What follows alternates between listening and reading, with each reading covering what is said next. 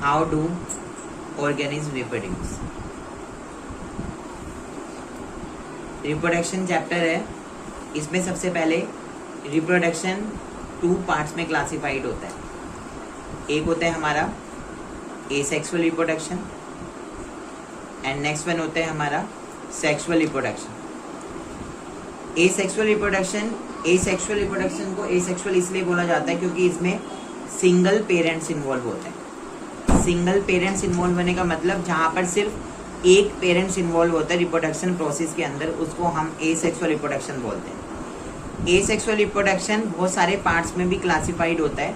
सबसे पहला पार्ट जो होता है वो होता है इसका बडिंग।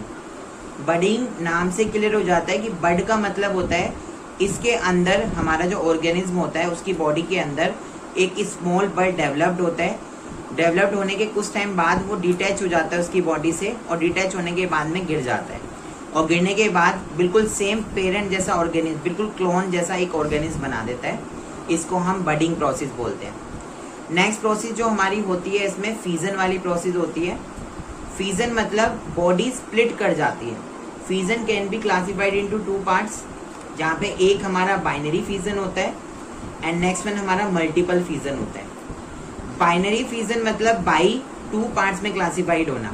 इसका जो एग्जांपल होता है वो हमारा अमीबा होता है, क्योंकि अमीबा की जो बॉडी होती है उसकी बॉडी के अंदर स्प्लिटिंग होती है। स्प्लिटिंग मतलब बाई इसलिए लगा हुआ है क्योंकि वो 2 पार्ट्स में क्लासिफाइड हो जाता है। उसके जो दोनों पार्ट्स होते हैं बिल्कुल क्लोन होते हैं। इनको डॉटर सेल्स भी बोला जाता है। डॉटर सेल्स इसलिए बोलते हैं क्योंकि ये दोनों सेल्स एक दूसरे के जैसी होती हैं, बिल्कुल क्लोन पार्ट्स बना देते हैं। और जबकि मल्टीपल ऑर्गेनिज्म की अगर हम बात करें तो इसका एग्जाम्पल प्लाज्मोडियम होता है। प्लाज्मोडियम की जो बॉडी होती है उसकी बॉडी के अंदर काफ़ी सारी छोटी छोटी सेल्स बन जाती हैं, और वो जो छोटी सेल्स होती हैं वो थोड़े टाइम बाद ब्रेक डाउन हो जाती हैं, और ब्रेक डाउन होने के बाद ब्रेस्ट कर जाती हैं, और ब्रेस्ट करने के बाद सिंगल सेल्स जो होती हैं वो पूरे बॉडी के अंदर फैल जाती हैं। इसको हम प्लाज्मोडियम बोलते हैं। इसके अंदर मल्टीपल फीजन होता है। नेक्स्ट जो हमारा होता है इसके अंदर एसेक्सुअल रिप्रोडक्शन के अंदर ही रीजनरेशन होता है।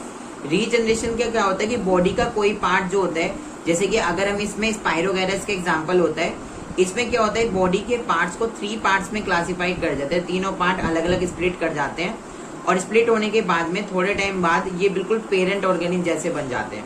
इस प्रोसेस को रीजनरेशन प्रोसेस बोलते हैं। रीजनरेशन प्रोसेस के अंदर सिंगल जो सेल्स होती हैं ये थोड़े टाइम बाद पेरेंट सेल जैसी बन जाती हैं, और इस तरीके की सेल्स को हम क्लोन सेल्स बोलते हैं, क्योंकि क्लोन का मतलब होता है बिल्कुल सेम जैसी पेरेंट्स थे, बिल्कुल एज इट इज बिल्कुल सेम टू सेम बन जाना।